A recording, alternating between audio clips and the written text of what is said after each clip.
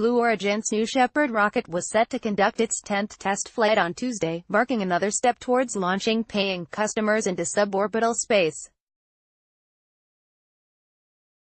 However, with the launch window at Blue Origin's test site in West Texas set to open at 14:30 Coordinated Universal Time, New Shepard's launch was scrubbed due to an issue with ground equipment. When a new launch date is set, with Friday the current net, no earlier than, it will be the third test flight to carry a host of NASA experiments along for the ride. New Shepard is the first of a potential line of vehicles for Blue Origin.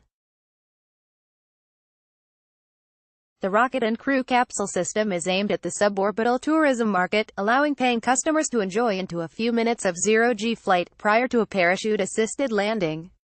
Jeff Bezos's company is set to charge between $200,000 and $300,000 per ticket for the short suborbital flight, per unconfirmed media reports over recent years, finding itself in a mini-space race with Virgin Galactic Spaceship 2, which itself achieved another milestone just days previously.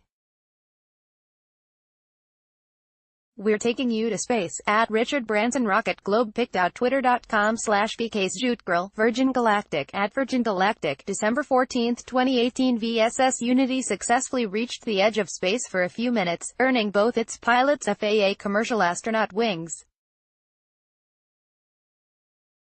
However, there is a large contrast between New Shepard and Spaceship 2, past just the obvious.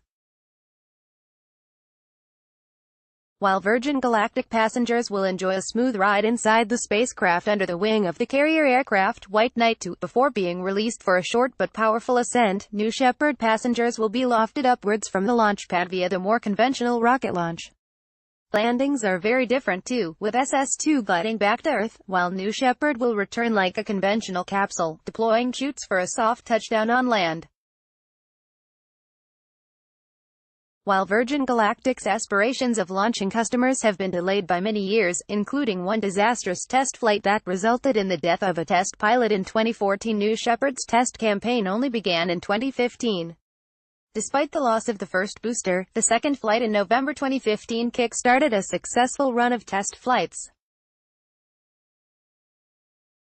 That second flight saw the New Shepard booster lofting its crew capsule to an altitude of 329,839 feet before returning under powered control to an upright landing, marking the first time a suborbital rocket successfully landed after a straight-up, straight-down flight.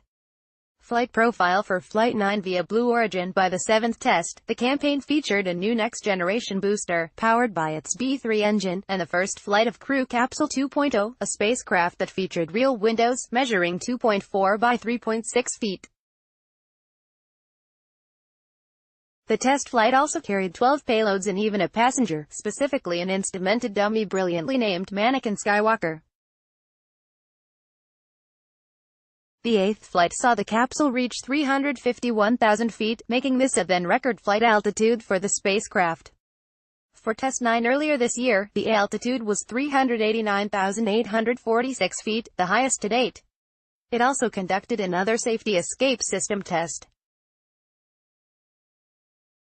These latest tests were designed to push the booster to its limit, which led to Blue Origin noting the potential they could lose the booster, not least during the focused testing on the escape system, centered around a solid motor firing for 2 seconds to fly the capsule free of a failing booster. However, all tests, from Test 2 to Test 9, have seen the booster return for a safe pinpoint landing, followed shortly after by the capsule parachuting to a landing site nearby.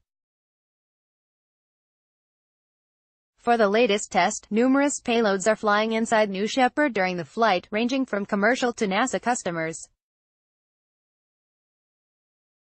This will include the third flight of Suborbital Flight Experiment Monitor 2, SFEM-2. The experiment records vehicle conditions including cabin pressure, temperature, CO2, acoustic conditions, and acceleration.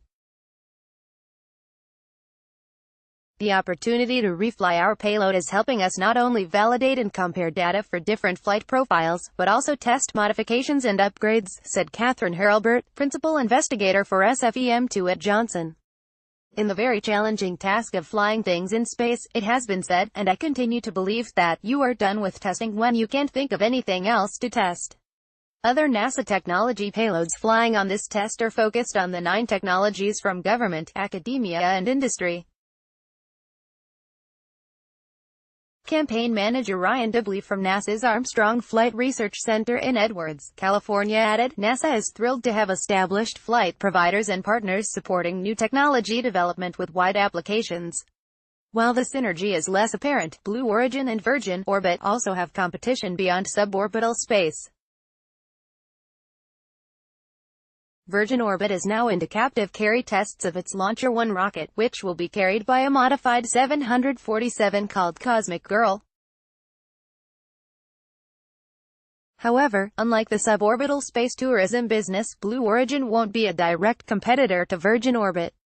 Bezos' company has its sights set on the heavier end of the payload scale, targeting the realm of SpaceX, ULA and other big business launch providers.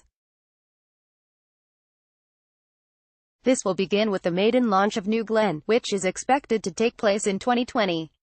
With the production facility at Exploration Park all but ready to start producing New Glenn hardware, work is ramping up at the LC-11 and LC-36 pad facilities from which the rocket will be tested and launched from. Blue Origin's New Glenn, via Blue Origin LC-11 will be used to test fire New Glenn engines, while LC-36 will be the launch site for the orbital rocket. Blue Origin's New Glenn rocket, which like its smaller sister New Shepard, will include a booster that will return for reuse. The landing ship is already undergoing conversion after arriving in Florida, in order to be ready to catch returning New Glenn boosters. Blue Origin is also expected to eventually add an even bigger rocket to its family, the Super Heavy vehicle called New Armstrong. However, that is not expected until deep into the 2020s.